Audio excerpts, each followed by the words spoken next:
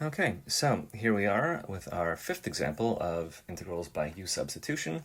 We're back to definite integrals now, sticking with Salazhill and Etkin, and we're going to be doing yet more stuff, yet more sort of creative little tricks to allow us to use u substitution, building on what we did in the last video.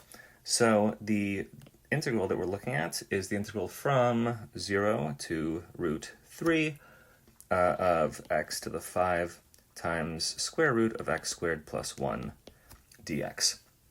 And this might not actually look at first blush like a u substitution integral, because I don't really see anything. I don't see some function which is the derivative of another function. But again, we can do this kind of adjustment, this little tinkering thing, and actually end up with a u substitution case. How are we going to do that? Well, I'm going to set u equal to x squared plus 1. This is going to give me du is equal to 2x dx.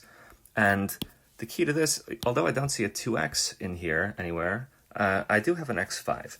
And I can break this up. I can break the x5 up into x4 times x.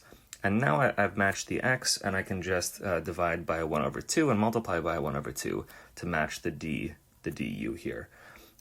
So that's the first part, the first little trick that I'm going to do. The second bit is that, as in the previous video, I'm going to rearrange this thing and get x squared is equal to u minus 1. And now I can take care of this. Oops, I have this little dot thing. Is this my... No? How do I get rid of the dot? There we go. I can match this or substitute for this x4. I can get that in terms of u as well. I'm going to need everything in terms of u once I substitute the u and the du. So this relationship here shows me that x4 is actually equal to u minus 1 squared. And I'm done. Well, not quite done, but I've done all the substituting that I need to do. I have this, and I have this, and I have this and this. Probably should have done different colors, but it's too late now. Okay, so next line, I'm going to re-express this thing in a way that lets me do the substitution. This is the integral from 0 to root 3. I'm going to multiply by this 1 over 2 to cancel for this guy, and break this up. This is now x to the 4 times root x squared plus 1 times 2x dx. And the reason I've done this again is to, well, on quizzes and tests to get marks. Morally, it's to kind of show that I know what I'm doing, and I can now substitute in the pieces that I have set equal to one another over here. I've determined the equations that I need here. I've figured out what u is, what du is, what x to the 4 is. I can substitute u's and du's in for everything. And let's do that. This is going to give me 1 over 2 integral of, now I said that x4 was u minus 1 squared, and x squared plus 1 is u, so I get a root u, and the 2x dx is, of course, my du. But of course, I have to switch the bounds of integration. I have to adjust those. And the way that I do that is, again, instead of a and b, I should actually draw the integral sign, not be lazy. Instead of the integral from a to b in terms of x, I'm going to now have the integral from u of a to u of b, and this is in terms of u. This is, I'm not actually writing the entire formulas in here, but you get the idea. So I have to, in order to do this, figure out what the u of a and u of b are. The a, of course, is 0, the lower bound of integration, and the upper bound is root 3. So if I plug in, maybe in green, 0 into u, what am I going to get? I believe that will be 1, and if I plug in root 3, I'm going to get 4. And now I'm ready to actually evaluate this thing. So again, I'm going to use fundamental theorem part 2 on this guy. But before I do that, I'm going to have to do some algebra. I'm going to have to expand this stuff out and get it into a form where it's easy to anti-differentiate.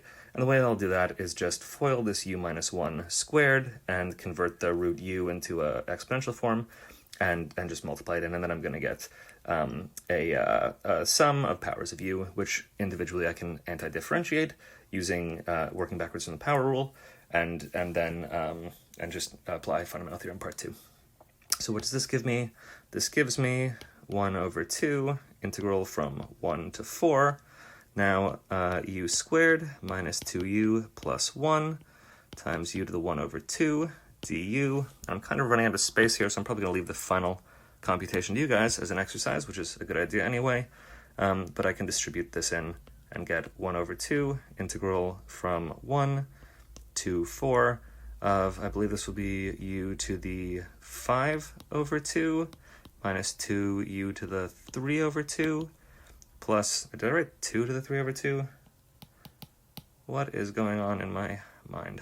Actually, I forget I asked, I don't want to know the answer to that. U to the 3 over 2 plus u to the 1 over 2 du.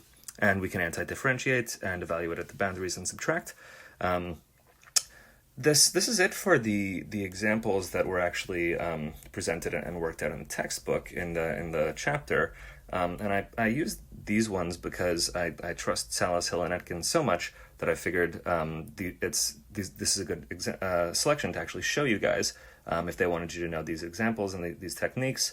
I think it's good for you to know them. After this, there's a bunch of assigned exercises. There's tons and tons. Salas, Hill, and Etkin have great exercises. But with those, I'm going to have to kind of stop and think which ones do I want to do videos on and which ones do we want to assign, and then maybe do videos later to see what the answers are and let you guys take a crack at it. So I'll deliberate over that. And that'll be the next little video series, is some of those explained and some of them assigned as exercises. Until then, happy studying, and good luck on the quiz today.